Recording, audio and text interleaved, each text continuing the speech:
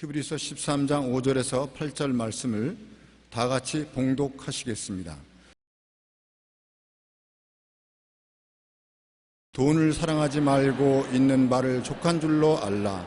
그가 친히 말씀하시기를 내가 결코 너희를 버리지 아니하고 너희를 떠나지 아니하리라 하셨느니라. 그러므로 우리가 담대히 말하되 주는 나를 돕는 이시니 내가 무서워하지 아니하겠노라. 사람이 내게 어찌하리요 하노라. 하나님의 말씀을 너에게 일러주고 너를 인도하던 자들을 생각하며 그들의 행실의 결말을 주의하여 보고 그들의 믿음을 본받으라. 예수 그리스도는 어제나 오늘이나 영원토록 동일하시니라. 아멘.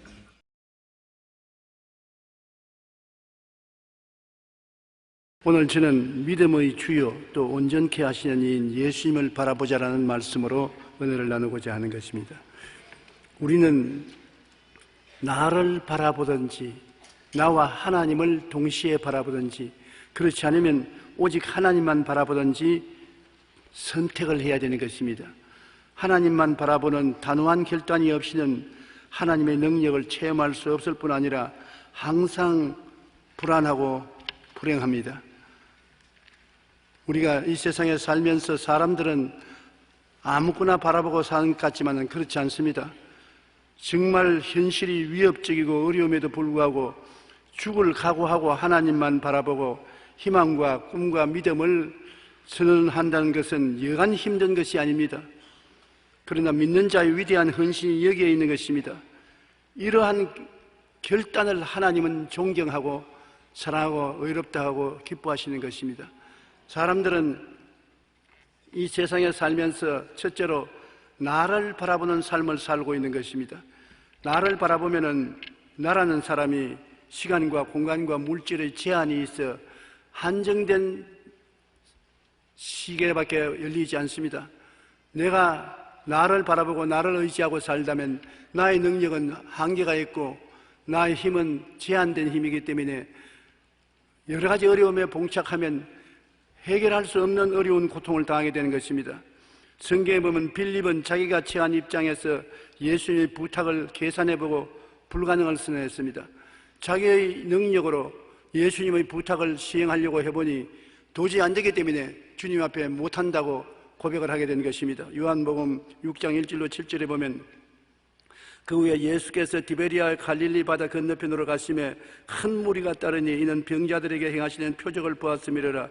예수께서 산에서 오르사 제자들과 함께 거기에 앉으시니 마침 유대인의 명절인 유월절이 가까운지라. 예수께서 눈을 들어 큰 무리가 자기에게 오는 것을 보시고 빌립에게 이르시되 우리가 어디서 떡을 사서 이 사람들을 먹이겠느냐 하시니 이렇게 말씀하시면 친히 어떻게 하실 줄을 아시면서 빌립을 시험하고자 하신 것입니다. 빌립이 대답하되 각 사람으로 조금씩 받게 할지라도 200데나리온의 떡이 부족하리이다.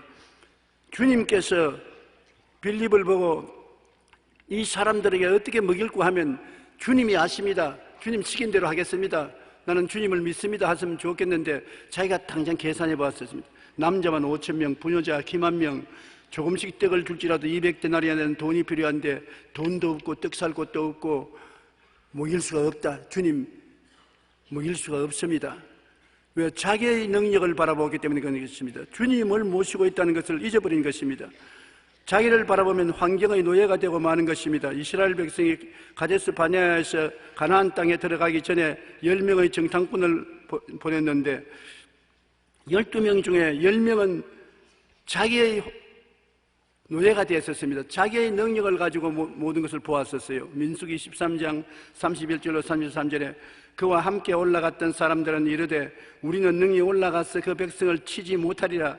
그들은 우리보다 강하니라 하고 이스라엘 백성 앞에서 그 정탐한 땅을 악평하여 이르되 우리가 두루 다니며 정탐한 땅은 그 주민을 삼키는 땅이요 거기서 모든 백성은 신장이 장대한 자들이며 거기서 네피림의 후손인 아낙 자손 거인들을 보았나니 우리는 스스로 보기에도 메뚜기 같으니 그들이 보기에도 그와 같았을 것이라. 그들이 가나안 땅에 들어가서 그 높은 성벽 거대한 거인들이 사는 것을 보니까 자기들이 제한된 눈으로 보니까 자기들은 메뚜기 같았습니다. 메뚜기 같은 사람들이 어떻게 그 땅을 점령하는 것입니까? 그러므로 자기를 바라보는 눈을 가지고 이 세상을 살아가는 사람은 언제나 환경의 노예가 되고 마는 것입니다. 우리는 언제나 자기를 보고 세상을 바라보면 내가 할 수 있다, 할 수 없다를 곧 계산해내는 것입니다. 우리가 계산하면 안 돼요. 우리가 하나님을 믿는 사람은 계산을 내가 하는 것이 아니라 주님께 계산을 맡겨놓아야 되는 것입니다. 계산기를 주님께 드리고 난 다음에 주님이 계산해서 알아서 해 주십시오. 나는 믿고 순종만 합니다. 그렇게 나가서 주님이 계산해서 해야지 내가 계산하면 주님이 시키는 일도 못하고 마는 것입니다. 우리 예수 믿는 사람들이 자기를 바라보면 자기의 한정된 지혜와 지식과 총명과 경험을 가지고 계산을 하기 때문에 모든 것을 한정적으로 계산하고 바라볼 수밖에 없는 처지에 있게 되는 것입니다. 그러면 둘째로 나와 하나님을 번갈아 보는 삶을 사는 사람들이 세상에 많습니다. 나를 바라보고 또 하나님도 바라보고, 나를 바라볼 때는 못하는데 하나님 바라보면 할 것 같고, 믿었다가 안 믿었다가, 믿었다가 의심했다가 갈등 속에 있는 사람을 말하는 것입니다. 믿음과 의심의 갈등 속에 몸부림칩니다. 대다수의 신자들이 이러한 신자들인 것입니다. 강단에서 설교는 저도 아직까지도 많이는 안 그러시면 조금 하나님을 바라보고 나를 바라보고 믿어볼까 말까 할 때가 대단히 종종 있습니다. 아마 여러분 가운데 큰 소리 할 사람 별로 없을 거예요. 하나님을 믿었다가 나를 믿었다가 낙심했다가 다시 믿음을 강하게 가졌다가 갈등을 하고 갈피를 못 잡는 그런 신앙을 하는 사람이 대단히 많습니다. 이것은 베드로가 무리로 걸어갈 때 체험한 현상인 것입니다. 밤 사경에 예수님이 무리로 걸어온 것을 보고 주님이면 나로 무리로 걸어오게 해 주시옵소서 부탁을 하니 주님이 나니 무리로 걸어오라. 주님을 바라보고 주의 말씀을 믿고 난 다음에 믿음이 강해져서 무리로 걸어가다가 바람이 불고 물보라가 얼굴을 때리니까 바람과 물결을 바라보고 그만 주님을 안 바라보니까 의심이 들어와서 두려워하니까 믿음이 날아가 버리고 물에 빠지게 된 것입니다. 그러자 또 주님이 내 물에 빠져 죽습니다 살려주셔서 고함을 치니까 주님이 와서 건져주셨습니다. 주님을 바라보았다가 바람과 바다를 바라보았다가 이것저것 아무것도 안 되는 그런 현상에 처할 때가 많은 것입니다. 주님을 믿는 믿음과 환경의 위협에서 의심과 두려움의 노예가 되고 마는 것입니다. 마태복음 14장 28절로 32절에 그 사실을 분명히 기록하고 있는 것입니다. 베드로가 대답하여 이르되 주여 만일 주시거든 나를 명하여 무리로 오라 하소서 하니 오라 하시매 베드로가 배에서 내려 무리로 걸어서 예수께로 가되 바람을 보고 무서워 빠져가는지라. 바람을 보지 말아야죠. 한번 예수님 봤으면 끝까지 예수님을 봐야 되겠는데 눈을 들어 바람을 바라보았었습니다. 바람을 보고 무서워 빠져가는지라 소리질러 이르되 주여 나를 구원하소서 하니 예수께서 즉시 손을 내밀어 그를 붙잡으시며 이르시되 믿음이 작은 자여 왜 의심하였느냐 하시고 배에 함께 오름에 바람이 그치는지라. 주님을 바라보면 의심이 안 생깁니다. 환경을 바라보면 의심이 생기는 것입니다. 주님을 바라봤다가 환경을 바라봤다가 하면 의심이 들어왔다가 믿음이 들어왔다가 마음이 갈피를 잡지 못하고 복잡하게 되는 것입니다. 야고보서 1장 6절에 오직 믿음으로 구하고 조금도 의심하지 말라. 의심하는 자는 마치 바람에 밀려 요동하는 바다 물결 같다고 말하는 것입니다. 그런데 그건 이상적이지 실제로 의심하는 사람이 있느냐 그렇게 물을 질문이 있을 것입니다. 이럴 때 우리가 어떻게 오직 믿음에 서서 살아갈 수 있느냐, 우리가 누구 편에 서는가를 마음에 결정을 단호하게 내려야 되겠는데요, 주님 편에 서든지 환경 편에 서든지 단호한 결정을 내려야 되겠는데 주님 편에 섰다가 환경 편에 섰다가 자꾸 왔다 갔다 하기 때문에 문제가 생기는 것입니다. 우리가 단호한 편에 서기 위해서는 어떻게 할까요? 큰 시련과 실패를 통하여 내가 깨어져서 헌신해야 되는 것입니다. 낭패와 실망을 당하고 피를 흘리고 난 다음에 나중엔 전부에 어지없어 손 들고 옵니다. 살든지 죽든지 흥하든지 망하든지 성하든지 쇠하든지 이제는 믿을 도리밖에 없습니다. 그렇게 할 때 주님을 의지하게 되는 것입니다. 살 길이 있다고 생각하면 꼭 자기 살 길을 찾아 헤매게 되는 것입니다. 또 그렇지 않으면 말씀을 열심히 읽어서 말씀이 마음에 꽉 들어차서 의심이 들어올 여지가 없고 은혜가 넘쳐나면 그 사람은 하나님 편에 서서 굳건히 믿게 되는 것입니다. 시편 119편 49절로 50절에 주의 종에게 하신 말씀을 기억하소서. 주께서 내게 소망을 가지게 하셨나이다. 이 말씀은 나의 고난 중에 위로라. 주의 말씀이 나를 살리셨기 때문입니다.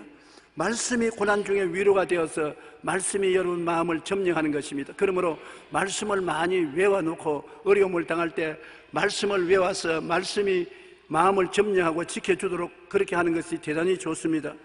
그렇지 않으면 성령님의 힘을 얻어서 성령께서 여러분을 붙들어 주도록 기도를 많이 하고 방언 기도를 많이 해서 성령이 여러분을 점령하면 바람이 불고 파도가 쳐도 성령님께 의지하고 환경을 바라보지 않게 되는 것입니다. 그리고 마지막으로는 죽으면 죽으리다 하는 각오가 있어야 되는 것입니다. 일단 하나님을 바라보기 위해서는 내가 망하더라도 하나님 바라보고 망하겠다는 각오가 있어야 되는 것입니다. 감리교 창설자인 존 웨슬레에게 한 교우가 찾아왔습니다. 목사님, 나는 지금 이 고통의 문제로 말미암아 살 힘이 없어 쩔쩔매고 있습니다. 어떻게 해야 이 고통에서 건전함을 얻을 수 있습니까? 내 앞길이 캄캄합니다. 웨슬리 목사님이 가만히 밖을 내다보더니만 소 한 마리가 담장에 가려서 앞이 안 보이니까 고개를 쭉 뽑아가지고 엄마 하면서 돌 담장 너머로 이렇게 바라보고 있거든요.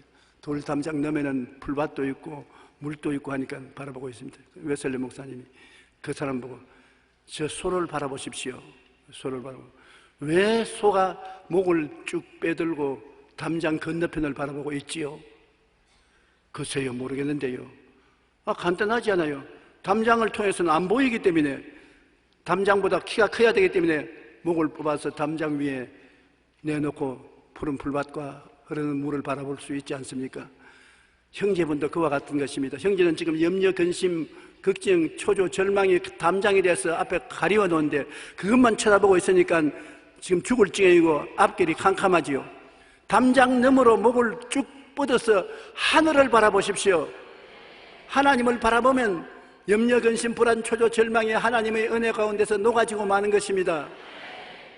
그렇게 웨슬레가 말했다는 말이 있습니다. 우리도 이 세상에 살면서 담장이 가리어서 도저히 멀리 못 보는 사람이 많습니다. 성경에 보면 내가 산을 향하여 눈을 들이라. 나의 도움이 어디서 올고 나의 도움이 천지를 지으신 야훼께로다. 산이 가리어서 산 건너편에 아무것도 안 보이면 어떻게 하는 것입니까? 산 건너편을 바라보면 그곳에 산을 지으신 하나님이 계시고 하나님을 믿을 수가 있는 것입니다. 소처럼 우리는 담장에 가리어서 담장만 바라보면 안 보이기 때문에 목을 쭉 뽑아서 담장 위를 바라보듯이 염려와 근심과 불안과 초조와 절망을 기도를 통해서 뛰어넘어 살아계신 하나님을 바라봐야 되는 것입니다. 담장만 있는 것이 아니라 하나님도 같이 계신 것입니다. 하나님을 바라보고 하나님을 믿고 기도하면 하나님께서 믿음을 주셔서 환경을 극복할 수 있게 해주시는 것입니다. 우리 눈앞의 언덕만 바라보고 절망하지 말고 그 뒤에 있는 넓고 푸른 초원을 보아야겠고, 비구름만 보지 말고 그 뒤에 있는 햇볕을 보아야 하겠고, 자기의 소망을 피조물이나 인간에게 두는 것은 어리석은 일이기 때문에 우리의 도움은 천지를 지으신 하나님께로부터 오기 때문에 하나님을 바라보아야 되는데, 마귀는 하나님 못 보게끔 자꾸 앞에 담장을 세우는 것입니다. 이 염려를 바라봐라, 이 근심을 바라봐라, 이 절망을 바라봐라, 이 문제를 바라봐라. 이거 자꾸 바라봐라. 이게 현실이다. 그걸 바라보면 자꾸 커지는 것입니다. 적은 문제가 커지고 커져서 앞날이 캄캄해지는 것입니다. 그렇기 때문에 새벽 기도가 필요하고 철야 기도가 필요하고 기도원 기도가 필요한 것은 기도를 통해서 문제보다 하나님 계신 곳을 목을 뽑아서 볼 수가 있게 만들어주는 것입니다. 하나님을 바라보아야 문제가 내 앞에서 사라지게 되는 것입니다. 셋째로, 우리의 참 신앙생활이란 하나님만 바라보는 삶을 살아야 되는 것입니다. 하나님만 바라봐야 돼요. 눈에는 아무 증거 안 보이고 귀에는 아무 소리 안 들리고 손에 잡히는 없어도 천지와 만물을 지으시고 우리를 구원하시는 하나님만 바라보자. 모세는 그런 사람이었었습니다. 300만 이스라엘 백성을 거느리고 애굽을 떠나 나오는데 바로왕이 대군대를 동원해서 습격해서 따라오므로 피할 곳이 없습니다. 군대도 없고 무기도 없는데 어떻게 하는 것입니까? 이스라엘 백성이 아우성을 치는 것입니다. 모세야, 어디 장지가 없어서 우리를 광야로 데려와서 죽게 하느냐? 항복하고 돌아가자. 그러나 모세는 오직 그 담장 넘어 계신 하나님만 바라보는 것입니다. 애굽의 병거와 군대들을 뛰어넘어서 천지와 만물을 지으신 하나님을 바라보았던 것입니다. 하나님 앞에 그들을 비교하면 아무것도 아니지요. 출애굽기 14장 13절로 14절 다 같이 한번 읽어보십시다. 모세가 백성에게 이르되 너희는 두려워하지 말고 가만히 서서 야훼께서 오늘 너희를 위하여 행하시는 구원을 보라. 너희가 오늘 본 애국 사람을 영원히 다시 보지 아니하리라. 야훼께서 너희를 위하여 싸우시리니 너희는 가만히 있을지어다. 너희는 동요하지 말고 하나님만 바라보라는 것입니다. 애굽 군대도 바라보지 말고 병거도 바라보지 말고 환경도 바라보지 말고 너를 구원하신 하나님만 바라보라는 것입니다. 그러면 하나님께서 건져주신다. 이 믿음이 참 믿음인 것입니다. 나를 바라보면 모든 일에 내가 한계가 있어서 더 이상 나가지 못해요. 나와 환경을 동시에 바라보면 의심이 생겨서 불안해서 살아갈 도리가 없어요. 나도 바라보지 말고 나와 환경을 번갈아 바라보지 말고 오직 주님만 바라보는 것입니다. 하나님의 약속의 말씀을 듣고 보고 생각하고 말씀에만 서서 나가는 것입니다. 이것은 힘든 일이지만 그렇게 할 때에 기적이 나타나는 것입니다. 하나님만 바라보고 하나님을 우리가 잘 깨달아 알고 말씀을 알고 하나님 안에서 꿈과 희망을 가지는 것입니다. 환경에서 꿈과 희망이 없었기 때문에 하나님 안에서 할 수 있다, 하면 된다, 해보자 꿈과 희망을 가지고 믿는 것입니다. 도저히 의지할 곳 없는데 하나님 앞에서 기적이 일어날 것을 믿고 담대하게 하나님이 우리와 같이 계심으로 하나님을 바라본다고 우리가 외쳐야 되는 것입니다. 시편 123편 1절로 2절에 하늘에 계신 주여 내가 눈을 들어 주께 향하나이다. 상전의 손을 바라보는 종들의 눈같이 여주인의 손을 바라보는 여종의 눈같이 우리의 눈이 야훼 우리 하나님을 바라보며 우리에게 은혜 베풀어 주시기를 기다리나이다. 종이 주인의 손만 바라보는 것입니다. 다른 게 바라보면 목이 날아가요. 주인이 무엇을 시킬지 모르니까 여종이 주모의 손만 바라보는 것입니다. 그처럼 우리가 하나님만 바라봐야 되는 것입니다. 종이 주인의 손도 바라보고 친구들하고 게임할 것도 바라보고 이것도 바라보고 저것도 바라볼 때 주인이 이리 오라 할 때 게임에 젖어서 정신을 못 차리다가 주인을 섬기지 못하면 주인이 너는 파민이라고 말할 것 아니겠습니까? 우리가 세상에 취해서 있다가 하나님을 바라보고 하나님을 바라보다가 세상을 취해 있고 그러면 하나님이 말씀할 때 귀를 기울여 들을 수가 없게 되는 것입니다. 하나님만 알고 하나님을 안에서 우리는 모든 꿈과 환상과 믿음을 가지고 나가야 되는 것입니다. 담대한 신앙을 갖고서 우리는 하나님만 의지한다고 외쳐야 되는 것입니다. 하나님을 바라보는 것은 앤드류 머레이 목사님이 이런 말을 했습니다. 우리가 하나님을 바라보면 만사가 형통하게 된다고 말하는 것입니다. 하나님을 마음속에 간직하고 하나님 안에서 내 꿈과 환상을 갖고 믿음을 갖고 하나님만 의지한다고 입으로 시인하면서 모시고 있으면 하나님이 우리 가슴 속에서 역사하기 시작하는 것입니다. 하나님은 환경에서부터 역사하는 것이 아니라 여러분 가슴 속에서부터 역사하기 시작하는 것입니다. 내 가슴이 텅 비었으면 환경에서 아무리 하나님을 찾아도 찾을 수가 없는 것입니다. 하나님은 여러분 가슴 속에 와서 여러분 마음을 점령하고 난 다음에 그곳에서 여러분 환경을 다스리는 것입니다. 그렇기 때문에 가슴 속에 하나님을 꽉 모시고 하나님 뜻을 따라서 생각하고 꿈꾸고 말하면 하나님이 여러분을 통해서 역사하는 것입니다.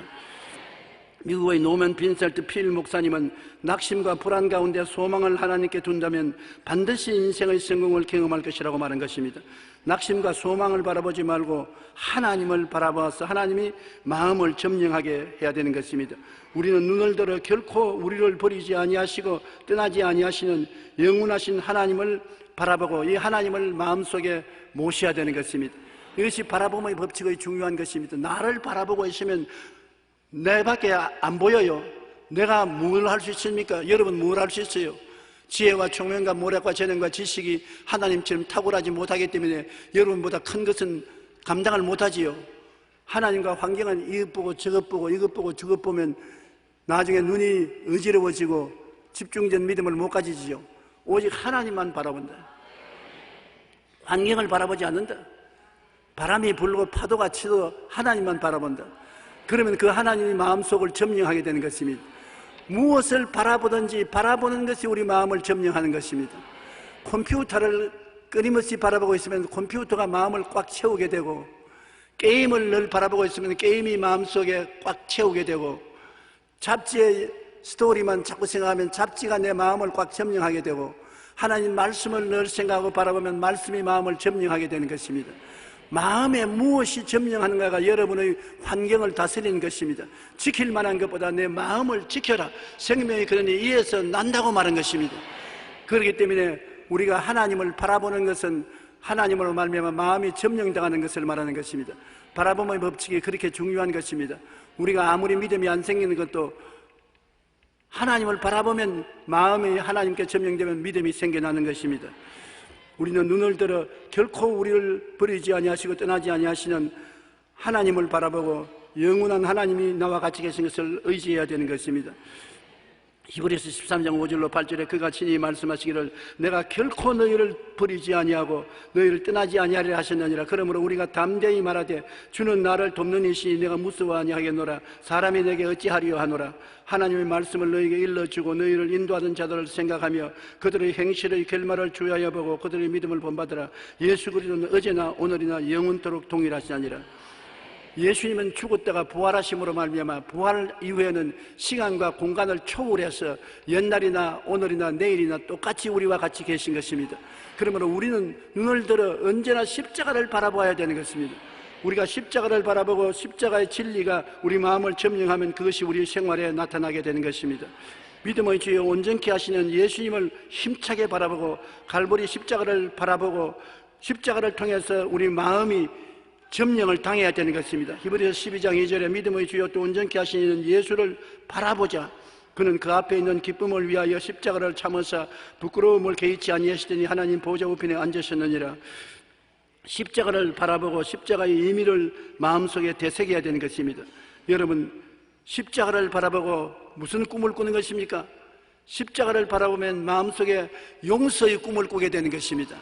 십자가를 바라보면 거룩하고 성령 충만의 꿈을 꾸게 되고, 십자가를 바라보면 치료받고 건강하게 되는 꿈을 꾸게 되고, 십자가를 바라보면 저주에서 해방되어 아브라함의 축복을 받는 꿈을 꾸게 되고, 십자가를 바라보면 사망과 음부를 극복하고 영생 복락을 얻는 꿈을 마음속에 그리게 되는 것입니다.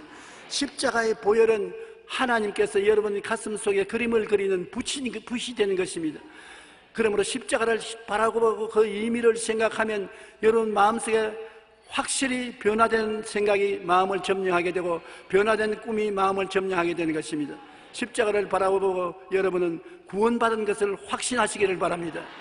용서받은 의인의 꿈을 꾸면 그대로 용서받은 의인이 됩니다. 거룩하게 된 꿈을 꾸게 되면 거룩하게 되고 성령 충만하게 되는 것입니다. 십자가를 바라보고 내가 건강하게 되고 치료받은 나를 상상하고 꿈꾸게 되면 내 믿은 대로 꿈꾼 대로 되는 것입니다. 십자가를 바라보고 축복을 받는 꿈을 늘 꾸게 되면 축복의 길을 걸어가게 되는 것입니다. 영생을 꿈꾸면 영생을 꿈꾼 대로 가게 되는 것입니다. 하나님께서는 여러분 마음속에 꿈꾼 것을 가지고서 환경을 다스리고 여러분을 이끌어 나가는 것입니다. 그 마음의 꿈을 십자가를 통해서 그려놓으면 틀림없이 그건 이루어지는 것입니다. 주님께서 보혈을 통해서 여러분이 체험해야 될 것을 십자가에 다 이루어 놓았기 때문인 것입니다. 용서와 의를 바라보고 거룩함과 성령 충만을 바라보고 치료와 건강을 바라보고 아브라함의 축복과 형통을 바라보고 부활과 영생과 천국을 바라보면 여러분의 생활 속에 오중복음의 역사가 나타나게 되는 것입니다. 바라보고 마음의 꿈이 분명하면 없는 것을 있는 것까지 담대하게 말하십시오. 말이 바로 믿음을 유도하는 것입니다. 없는 것을 있는 것까지 말하는 것입니다. 나는 용서받은 의인이다. 아이고 아직까지 죄 지으면서 무슨 소리 하는 것이냐. 그렇잖아요. 주님은 변화무쌍한 시몬을 보고 너는 베드로라고 말한 것입니다. 반석이라고 말하셨습니다. 아침이 다르고 저녁이 다른 베드로, 변화한 베드로를 사람들은 다 시몬 갈대라고 불렀는데 갈대가 반석이 되었었습니다. 주님이 잘못 불렀다고 생각했는데 나중에 보니까 시몬은 베드로 반석이 되고 말한 것입니다. 사울이 바울로 하나님의 이름을 변해주셨는데 사울은 내가 제일 잘났다 교만하고 오만한 자인 것입니다. 그러나 사울을 하나님이 바울로 변화시켜줬는데 바울은 겸손하고 제일 못난 자라는 것입니다. 낮아진 자. 바울은 겸손하고 못났다고 생각하지만은 하나님이 사용하는 아름다운 그릇이 된 것입니다. 오늘날 여러분 입으로 강하고 담대하게 없는 것을 있는 것 같이 말을 해야 되는 것입니다. 나는 건강하다. 나는 씩씩하다. 나는 평안하다. 나는 기쁘다. 나는 행복하다. 나는 용서한다. 나는 사랑한다. 말을 해야 되는 것입니다. 마음의 꿈꾼 바를 입술로 말하면 능력이 되어서 그것이 역사하기 시작하는 것입니다. 원수를 사랑하려고 아무리 애를 써도 마음속으로는 안 돼요. 저놈 죽일 놈 벼락을 맞아라. 자꾸 그런 생각이 나거든요. 그러나 내가 저를 사랑한다, 용서하고 사랑한다 그러면 마음속에 사랑이 용서하고 사랑하는 꿈을 꾸게 만들어서 마음의 변화를 가져오는 것입니다. 없는 것을 있는 것까지 부르면 그것이 마음속에 이루어지고 마음속에 이루어진 것이 실제 생활에 이루어지게 되는 것입니다. 로마서 4장 17절에 그가 믿는 바 하나님은 죽은 자를 살리시며 없는 것을 있는 것으로 부르시는 이시니라. 하나님은 여러분을 보시고 미래에 일어날 일을 지금 벌써 일어난 것처럼 말해주는 것입니다. 아브라함은 자식이 없는데 아브라함으로 이름을 바꾸어서 많은 민족의 조상이다. 너희 아내는 사리가 아니라 사라다. 여자의 여주가 되었다. 많은 자식의 어머니가 되었다. 자식이 없는데 하나님이 이름을 바꾸었습니다. 없는 것을 있는 것 같이 미래에 일어날 일을 현재 부르기 시작하는 것입니다. 온 동리 사람이 다 치매에 걸렸다고 고개를 설레설레 흔들었었습니다. 그러나 치매에 걸린 것이 아니라 없는 것을 있는 것까지 부르니까 나중에 없는 것이 있게 된 것입니다. 어떤 자매님이 제게 기도받으러 왔는데 결혼한 지 오래됐는데 아직 자식이 없어서 굉장히 고민을 하고 남편도 실망을 하고 있고 자기도 고민하고 있는데 나 아기 좀 낳게 해 주십시오. 그래서 아기를 낳으려거든 남편하고 여행을 같이 하라. 남편하고 즐거운 시간을 많이 가져라. 그뿐 아니라 말을 바꾸어라. 나는 아기가 없다고 하지 말고 나는 아기를 가지고 있습니다. 나는 아기의 어머니가 되었습니다. 사람들이 지금 미쳤다고 하거든. 안 미쳤습니다. 넌 성경대로 말하는 것입니다. 하나님은 죽은 자를 살리시며 없는 것을 있는 것까지 부르십니다. 나는 아기의 엄마가 되었었습니다. 그리고 꿈꾸고 믿고 말하면 반드시 아기를 얻게 되는 것입니다. 나는 사업을 하게 됩니다. 무슨 사업을 하느냐?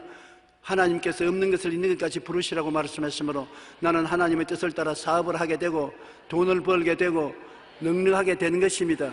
왜냐하면 부족함이 없다고 말씀하셨으니 부족함이 없게 되는 것입니다. 입으로 시인을 하게 되면 사람들이 웃습니다. 저거 교회 왔다 갔다 하더니 좀 돌았다. 없는 것을 있는 것까지 자기가 말을 하면서 하나님께 감사하고 그것을 꿈꾸고 있으면 그러한 기회가 생겨서 사업을 하게 되고 돈을 벌게 되고 없는 것이 있는 것으로 변화되기 시작하는 것입니다. 우리가 바라보고 믿고 말하면 여러분 그것이 여러분 운명을 바꿔놓는 것입니다. 한번 따라 말씀해주세요. 바라보고 믿고 말하면 없는 것이 있게 되고 기적이 생겨난다. 그러므로 이와 같이 마음에 내가 변화를 가져오면 마음의 변화는 환경에 위대한 변화를 가져오는 것입니다. 제일 간단하게 마음의 변화를 가져올 수 있는 것은 감사하는 것입니다.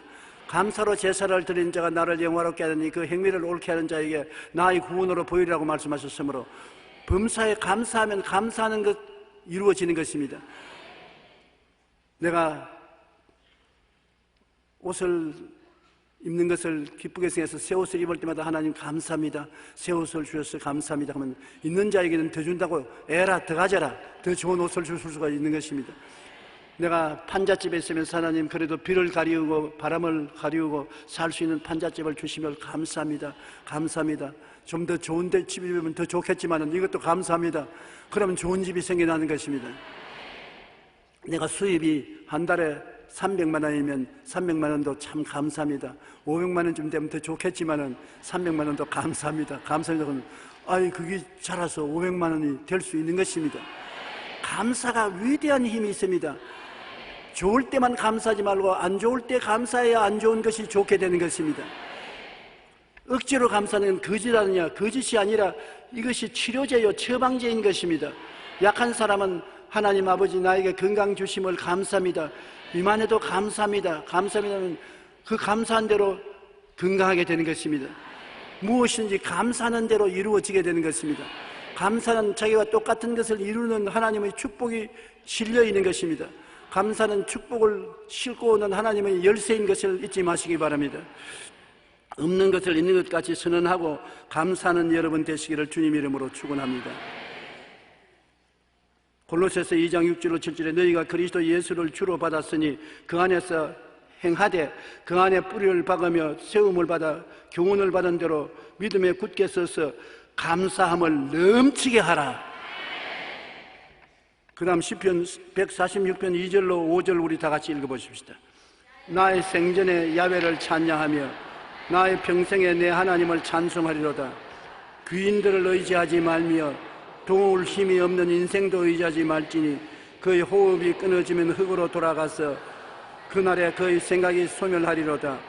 야곱의 하나님을 자기의 도움으로 삼으며 야훼 자기 하나님에게 자기의 소망을 두는 자는 복이 있도다.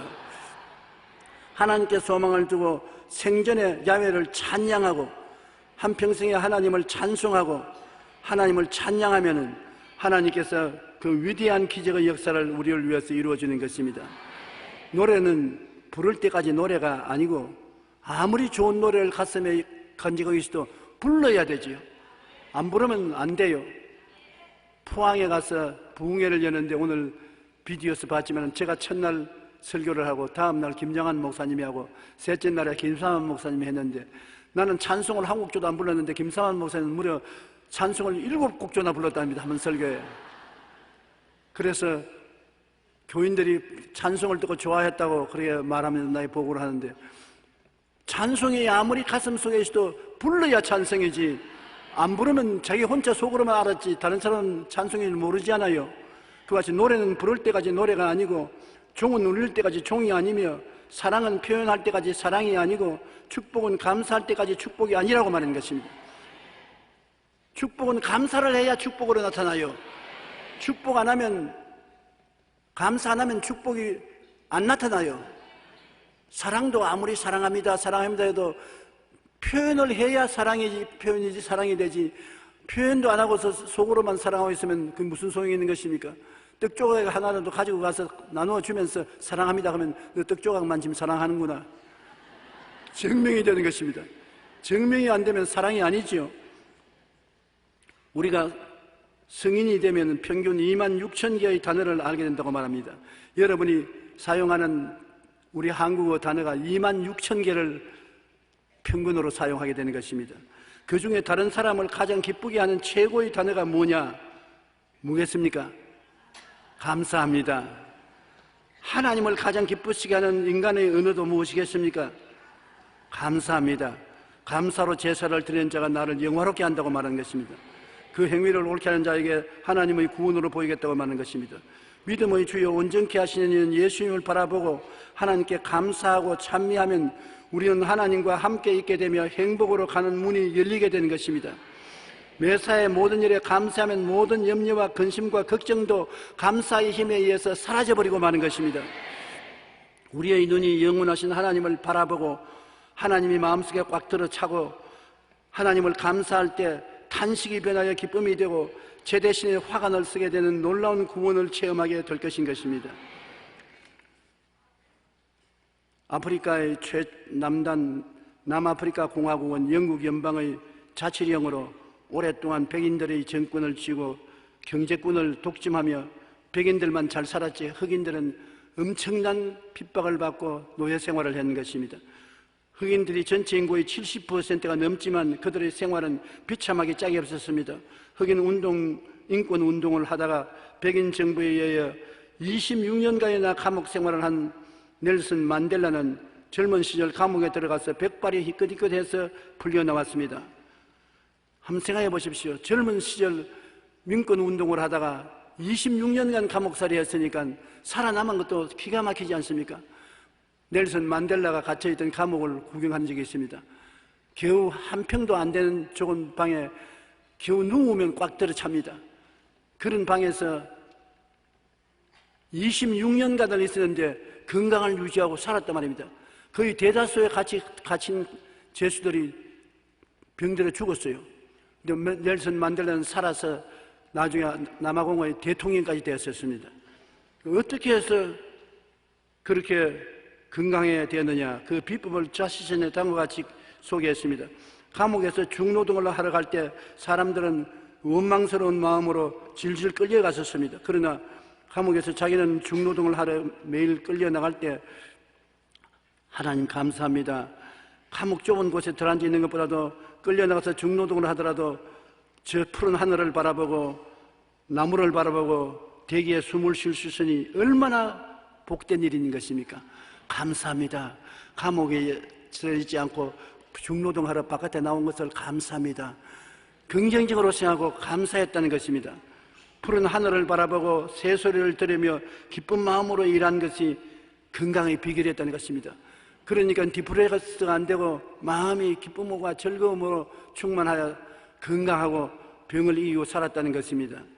감방에서 좌절과 분노의 시간을 보내고 있을 때 사람들은 그 분노로 말미암아 병들어 죽고 가고 있을 때 나는 감방 뒤뜰에 채소나무를 바라보고 하나님이 채소를 세상에 주신 것을 기쁘게 생각하고 감사히 생각하고 하나님께 찬양을 드려서 순전히 마음의 감사로 말미암아 마음의 건강도 육체의 건강도 생활의 희망도 보존할 수 있었다는 것입니다.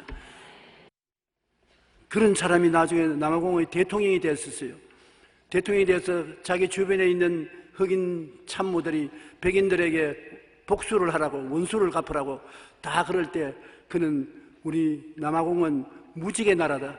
적주왕, 황록, 청, 남자 7가지 색깔을 가진 사람들이 함께 섞여 사는 나라로서 우리는 백인과 흑인과의 구분을 해서는 안 된다. 다 한 동포로서 함께 살자고 함께 끌어안는 사랑을 가진 것도 그 감사하는 마음이 있었기 때문에 그렇게 된 것이겠습니다. 그래서 남아공은 잘 사는 나라입니다. 제가 남아공에 집회 가서 사람들이 인산인해로 모였는데 남아공은 잘 사는 나라가 된 것은 넬슨 만델라의 감사하는 마음 때문에 그 나라가 복수하지 않고 그렇게 화해하고 사랑하는 나라가 된 것입니다. 한번 따라 말씀하시죠. 우리는 감사로 하나가 되자. 그리스도인이 가져야 할 마음이 바로 감사하는 것입니다. 고난과 역경 가운데서도 믿음의 주에 온전케 하시는 예수님을 바라보고 예수님을 의지하고 감사하는 여러분 되셔야 하는 것입니다. 그러면 여러분의 생활이 변화를 가져올 수가 있는 것입니다. 우리가 바라보는 대상에 따라 삶이 달라지는 것입니다. 나를 바라보면 나 같은 인간이 되어요. 환경을 바라보면 환경과 같은 인간이 되어요.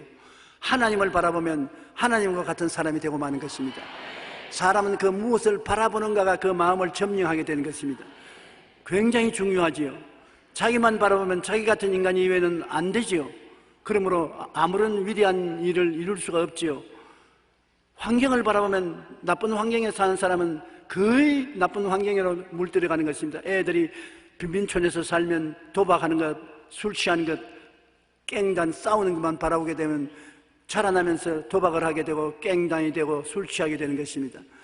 그러나 교회에 와서 예배를 드리고 하나님을 섬기며 찬미하면은 하나님을 바라보게 되면은 그 인격이 사랑과 희락과 화평과 오래 참음과 자비와 양성과 중성과 온유와 절대 같은 성령의 열매를 맺게 되고 믿음, 소망, 사랑, 의, 평강, 희락 같은 하나님이 주시는 마음의 보배를 갖게 되어 변화받게 되는 것입니다. 뉴욕의 할렘가에 아주 열악한 환경에 전부 도박하고 싸우고 술 취하는 가운데 한 여전조사가 들어가서 그들 자식들을 끌어모아 가지고서 성경을 가르치고 사랑해주고 찬송을 가르치고 도와주었습니다. 한 30년이 지나고 난 다음에 대학 교수가 나가서 조사를 해봤는데 그 여전조사가 길러진 애들은 나가서 다 좋은 시민이 되고 사장이 되고 교수가 되고 군인이 되고 훌륭한 사람이 되었는데 그 여전조사의 사랑을 받지 못한 애들은 부모들과 똑같이 도박꾼이 되고 싸움꾼이 되고 술 주정뱅이가 되었다는 것입니다. 그 여전조사 한 사람의 가마력이 하나님을 바라보게 만들고 하나님을 바라보는 사람마다 그렇게 변화를 가져오게 된 것입니다. 이러므로 바라봄의 법칙이 얼마나 중요한지요. 그러므로 하나님께서는 아브라함에게 가르쳐 준 것이 내가 내게 지시할 땅으로 가라. 하나님께서 내 전토 친척 아비 집을 떠나 내가 내게 지시하는 것, 그 땅을 바라보고 가라. 가나안 땅을 보고 가라고 말고, 가나안 땅을 줄 때도 동서남북을 바라보라. 바라보는 땅을 너가 너 자신에게 주리니 영원하리라고 말했었으며, 이삭을 주기 전에도 별들을 바라보라.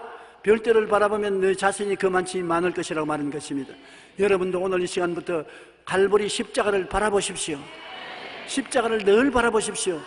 환경을 바라보면 절대로 환경을 벗어나지 못합니다. 나를 바라보는 사람은 나를 벗어나지 못하고, 환경을 바라보는 사람은 환경을 벗어나지 못합니다. 그러나 십자가를 바라보는 사람은 자유와 해방을 얻게 되는 것입니다. 십자가를 바라보고 용서와 의를 꿈꾸면 그대로 되고, 거룩하고 성령 충만을 꿈꾸면 그대로 되고, 치료받고 건강을 꿈꾸면 치료와 건강을 얻게 되고, 아브라함의 복과 형통을 꿈꾸면 아브라함의 형통의 축복이 다가오게 되고, 부활 영생 천국을 꿈꾸면 천국이 여러분에게 다가오게 되는 것입니다. 바라보고 믿고 입술로 없는 것을 있는 것같이 시인하십시오. 그러면 새로운 변화가 여러분에게 다가오는 것입니다. 나와 세상을 바라보면 계산적이고 타산적이며 부정적인 사람이 되고 맙니다. 그러나 하나님을 바라보면 말씀을 받아들이게 되고 믿음으로 살게 되고 긍정적인 삶을 살게 되고 우리의 생활 속에 기적이 일어나게 되는 것입니다. 오늘 여러분은 모두 다 고개를 들어 하나님을 바라보고 하나님께 감사와 찬양을 드리는 삶을 살게 되시기를 주님 이름으로 축원합니다. 기도드리겠습니다. 하나님, 우리 아버지여, 우리 아버지께서 우리를 부르셔서 나만 바라보고 계산적이고 타산적이며 부정적이 된 나를 건져주시고, 세상을 바라보고 세상에 물들어서 세상의 노예가 된 너를 건져서 하나님의 백성이 되게 만들어 주신 것을 감사합니다. 오늘 십자가를 통해서 예수 그리스도의 사랑과 하나님의 은혜를 항상 바라보게 도와주시옵시고, 항상 믿게 되게 도와주시옵시고, 입으로 시인하게 도와주시옵소서. 하나님을 닮아가는 삶을 살게 도와주시옵소서. 영혼이 잘됨같이 범사의 잘됨에 강건하고 생명을 얻게 넘치게 얻게 하여 주시옵소서. 예수님 이름으로 기도드립니다. 아멘.